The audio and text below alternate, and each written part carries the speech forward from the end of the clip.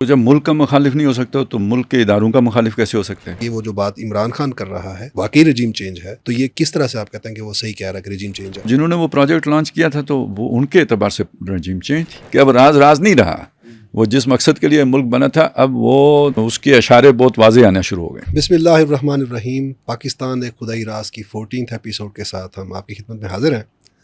ناظرین، تھوڑا عرصہ جو ہے اس کے توقف کے بعد ہم آج آپ کی خدمت میں حاضر ہو رہے ہیں۔ کچھ خالد صاحب کی مصروفیات تھیں جن کی وجہ سے خالد صاحب اویلیبل نہیں تھے گزشتہ کچھ ہفتے، تو آج خالد صاحب جو ہے وہ ہمیں اویلیبل ہوئے ہیں، تو ہم نے ان کو بلا لیا ہے اور آپ کے سامنے حاضر ہو گئے ہیں۔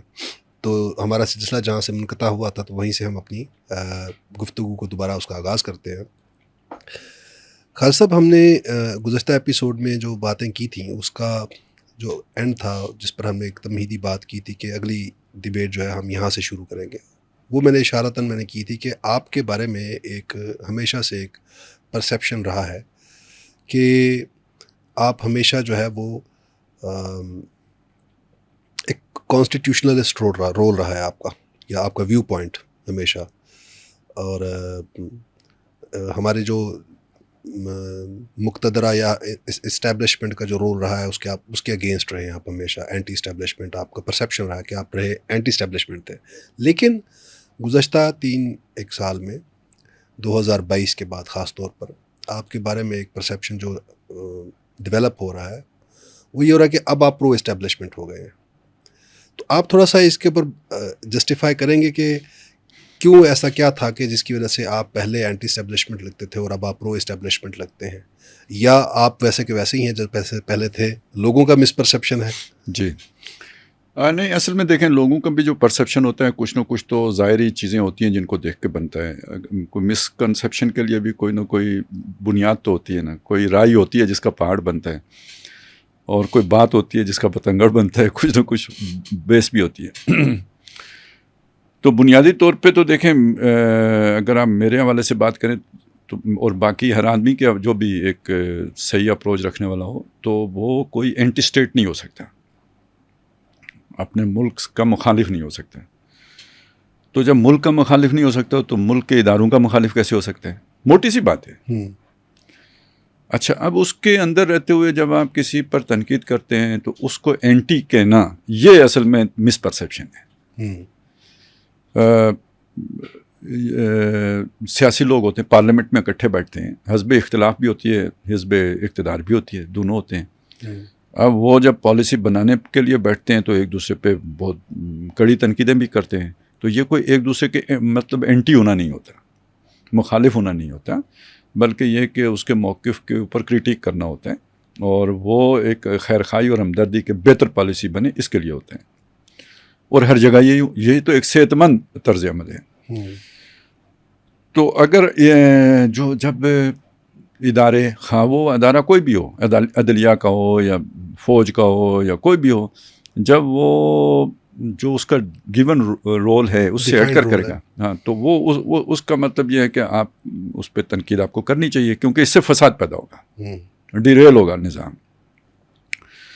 اور جہاں پہ وہ اپنے آئینی حدود کے اندر رہتے ہوئے کام کرے گا وہاں اس کی اپریسیشن ہونی چاہیے، اور خاص طور پہ اگر عادت پڑ گئی ہو آئین سے ہٹ کے چلنے کی تو وہاں پہ اگر کوئی تھوڑا سا بھی ٹلٹ بھی کرے گا واپسی کی طرف تو اس کی زیادہ اپریسیشن ہوگی کہ بہت برے حالات سے اس نے ٹھیک راستے کی طرف انتخاب کیے ہیں، مزید اس میں ترقی نہیں کی بلکہ واپسی کی ہے۔ تو ہمارے یہی کوشش رہی ہے، اس معنی میں ہم یعنی اس کو اگر یہ سمجھا جائے اینٹی یا سمجھا جائے پرو تو دونوں یکساں طور پہ غلط بات ہے۔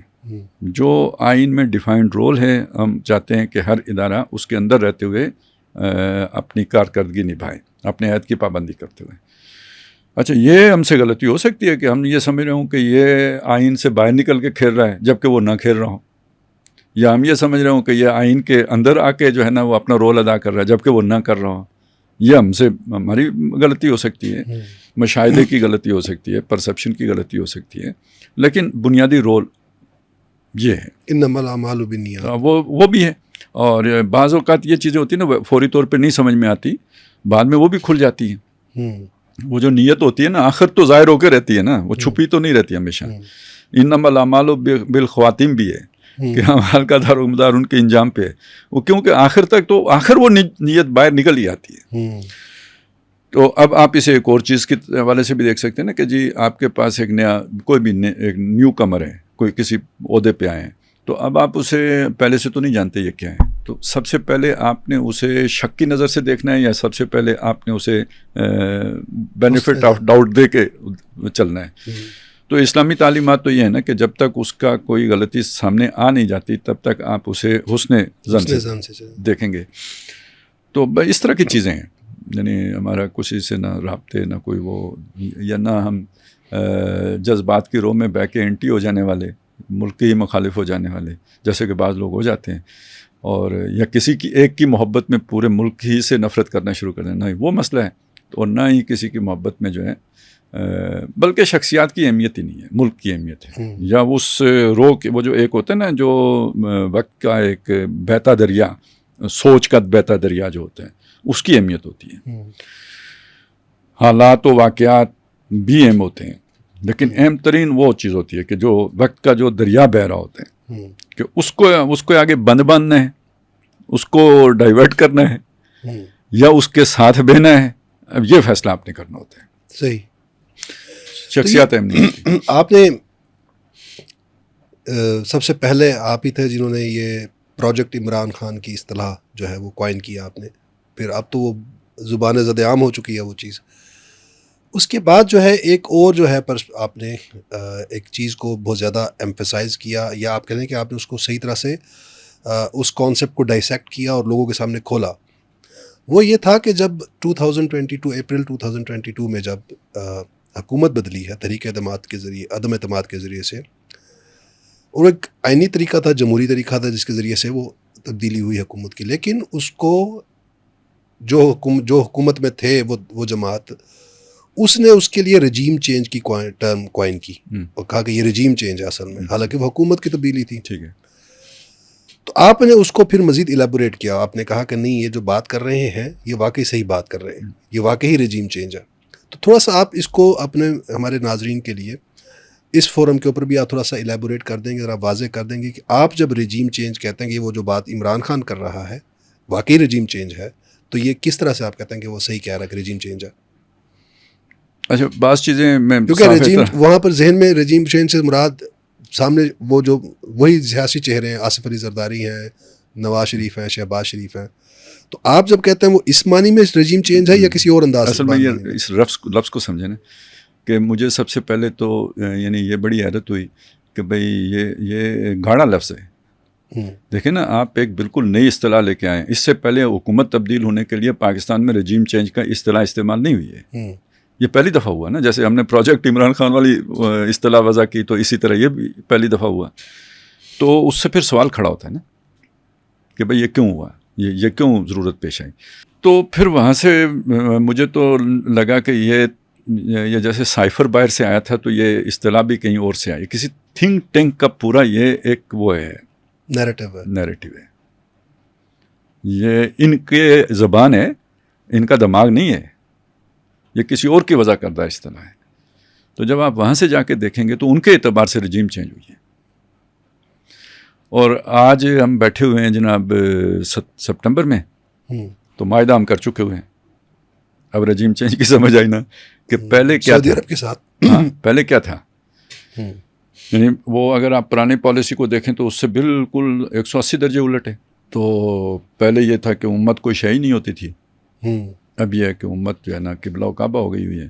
تو اتنا بڑا فرق تو رجیم چینج ہے نا پھر. تو اسے آپ اور بھی کھول سکتے ہیں ہم, لیکن فی الحال میرا خیال ہے بات سمجھنے کے لیے اتنی کافی ہے کہ یہ یہاں سے یہ امپورٹڈ اصطلاح ہے میرے حساب میں. یہ کوئی لوکلی جنریٹڈ اصطلاح نہیں ہے, یہ باہر سے آئی ہے.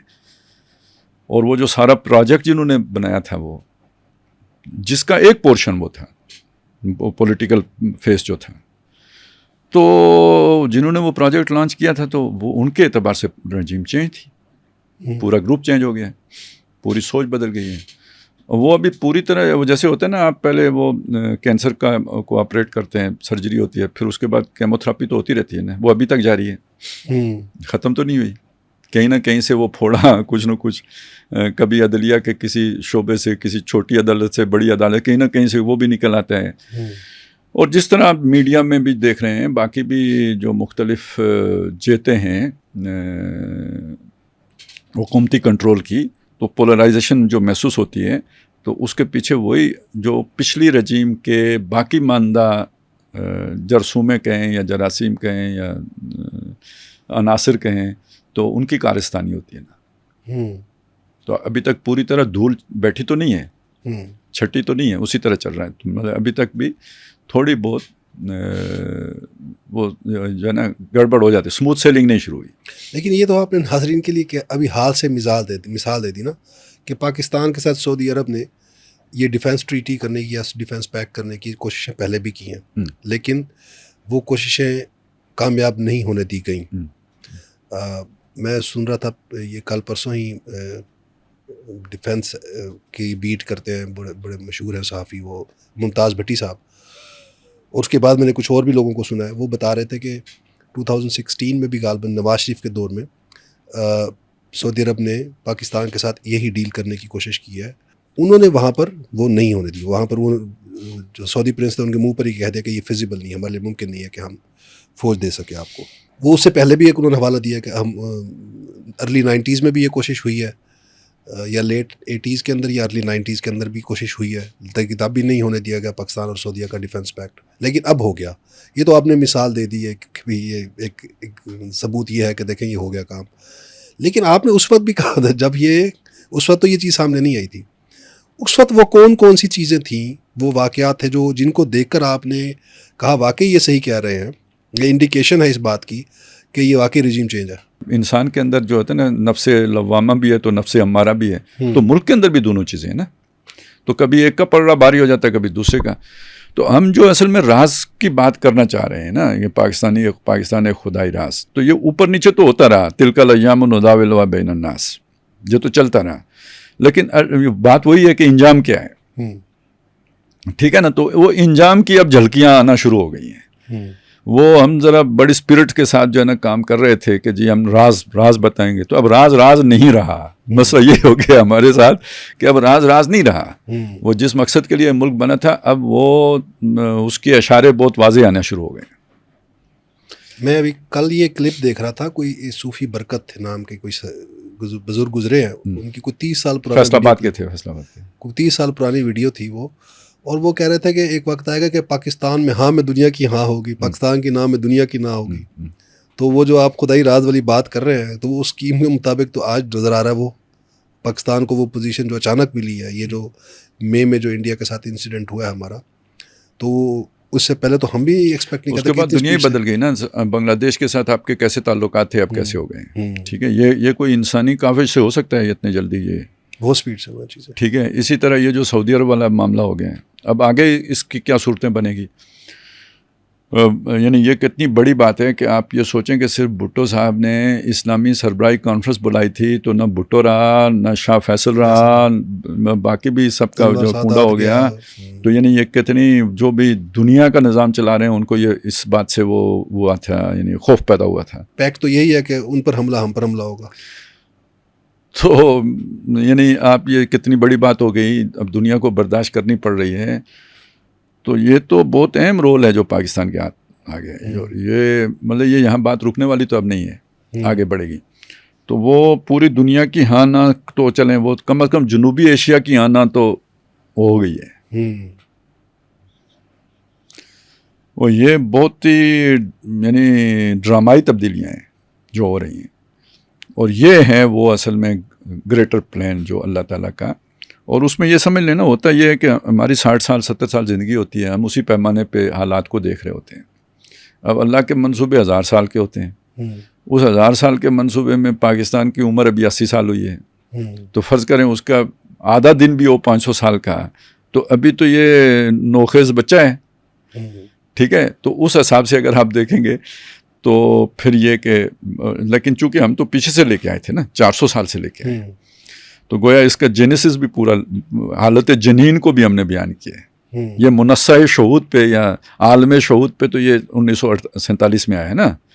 لیکن اس کی جو ہے نا ترکیب تو ہونا بہت پہلے سے 400 سال سے ہونا شروع ہو گئی تھی. یہ چیز تھی ہم جو سامنے لے کے آئے. تو یہ تھا وہ خدائی منصوبہ. اب یہ ہے کہ طاقتور بھی ہو گیا, جوانی کو بھی پہنچ گئے, اور طاقتور مکے کا حامل بھی ہو گیا ہے, گوپیا بھی ہے اس کے پاس, یعنی میزائل ٹیکنالوجی بھی ہے, اور اس میں رکھنے والا جو ہے نا کنکر بھی ہے, ٹیکٹیکل ویپنز بھی ہیں. تو یہ ساری چیزیں مل کے تو وہ جو آخری دور کی ہونے والی جنگیں ہیں جس کے نتیجے میں اللہ کے دین نے غالب ہونا ہے, تو اس میں اصل میں وہ رول ہے جو اس کا بننا ہے. آج جو ڈیولپمنٹ ہوئی ہے تو مجھے بہت سی جو ہے نا باتیں یاد آ رہی تھیں. ان میں سے ایک یہ تھی کہ جی یہ جو دجال ہے نا, آخری دور میں دجال نے آنا ہے, یہ مکے اور مدینہ میں داخل نہیں ہو سکتا. اس کے دروازوں پہ فرشتے حفاظت کر رہے ہوں گے. ٹھیک ہے, تو فرشتے نظر تو نہیں آئیں گے, وہ فرشتے ظاہر ہے جہاں پہ فضائے بدر ہوگی تو فرشتے اتریں گے نا اس کے لیے. تو وہ اب عالم اسباب میں وہ حفاظت کس کے پاس آئی ہے. ٹھیک ہے, یہ چوکیداری بہت بڑی چوکیداری ہے نا, یہ رتبہ بلند ملا جس کو مل گیا سو ملا. اور این سعادت بزور بازو نیست تا نہ بخشد خدائے بخشندہ. تو ایک یہ بہت بڑی چیز سامنے آئی ہے. دوسری چیز آپ اس کو یہ دیکھیں کہ جب یہ انہی جنگوں کے بارے میں یہ بھی ہے کہ مشرق سے ایک فوج ان کی مدد, عربوں کی مدد کے لیے آئے گی, جو اسلحے کے حوالے سے بھی اور اپنے عسکری مہارت کے اعتبار سے بھی یہ عربوں سے بہتر ہوگی, بہت بہتر ہو, بہت اعلیٰ یعنی صلاحیتوں کی عمل فوج ہوگی. تو اب وہ بھی چیز کھل کے سامنے آ گئی ہے. اب تو وہ بھی راز نہیں رہا نا, ہم پہلے یہ راز تھا, کوئی اسے فیل کر سکتا ہے کہ یہ ہم ہو سکتے ہیں, لیکن اب تو وہ راز نہیں رہا نا, اب تو دنیا مان رہی ہے اس بات کو. اچھا, یہ جو فوج ہوگی یہ رکے گی نہیں جب تک کہ یہ اپنی جو ہے نا ایلیا نہ فتح کر لے, یعنی نہ فتح کر لے. تو اب دیکھیں نا, اس نے آ کے ہمیں خود چھیڑا. ہمارا تو کوئی تک ہی نہیں بنتا تھا نا, یعنی وہ جس طرح کی آج کل کی صورتحال ہے اس میں اس ساتھ ہمارا کیا پھٹا ہے. تو اس نے آ کے انڈیا کی مدد کر کے تو سوئے ہوئے شیروں کو جگا دیا. ٹھیک ہے, اب تو ہم پر لازم ہو گیا اس کا بدلہ لینا. اب تو ہم ادھر ادھر کی تلاش میں کہ کس جگہ سے بیٹھ کے مارنا ہے اس کو. پھر آپ اس چیز کو دیکھیں کہ جو حضرت مہدی کے خلاف لشکر دھسایا جانا ہے زمین کے اندر, وہ مدینے سے گزر چکا ہوگا, مکہ ٹارگٹ ہوگا اس کا, اور مدینے اور مکے کے درمیان ہوگا تو زمین میں دھسایا جائے گا. اب یہ ایک تو یہ ہے نا کہ جی چلتے چلتے زمین کے اندر چلا گیا, لیکن یہ کہ قرآن مجید سے بھی ہم دیکھتے ہیں کہ اسلوب یہ ہوتا ہے کہ کام کوئی کرتے ہیں اللہ تعالیٰ اس کی نسبت اپنی طرف کرتے ہیں. جیسے وما رمیت اذ رمیت ولکن اللہ رمی, وہ آپ نے کنکریاں نہیں پھینکی تھی, اللہ نے پھینکی تھی. اور موسیٰ علیہ السلام سے پوچھا جلدی کیوں آ گئے ہو, دونوں نے کہا رب لترضیٰ, تجھے راضی کرنے کے لیے جلدی آیا. انا فتنا قومک من بعدک, ہم نے تیری قوم کو تیرے بعد گمراہ کر دیا, حالانکہ گمراہ سامری نے کی تھی. تو اب اگر اس اسلوب کو سامنے رکھ کر کہیں کہ جی وہ دھسا دیا جائے گا, تو اس کا مطلب کوئی اسباب میں کوئی ہتھیار استعمال ہوگا جس میں وہ پورا. اس حدیث کو سامنے رکھ کے دیکھیں, یہ ہوتا ہے نا وہ جو ہم کہہ رہے تھے کہ اللہ تعالیٰ اپنا کام لطیف لما یشاء وہ کرواتا ہے, کسی اور حساب سے کرواتا ہے, اور اس کا انجام پھر بتاتا ہے کہ اللہ نے کیوں کروایا, تیار کرایا تھا. بنانے والوں کو بھی نہیں پتہ ہوتا کہ ہم یہ کیا کر رہے ہیں, لیکن جب وہ آخری استعمال ہوتا ہے تب پتہ لگتا ہے یہ اس لیے بنا تھا. تو اس اعتبار سے ہم اسے راز کی بات کر رہے تھے.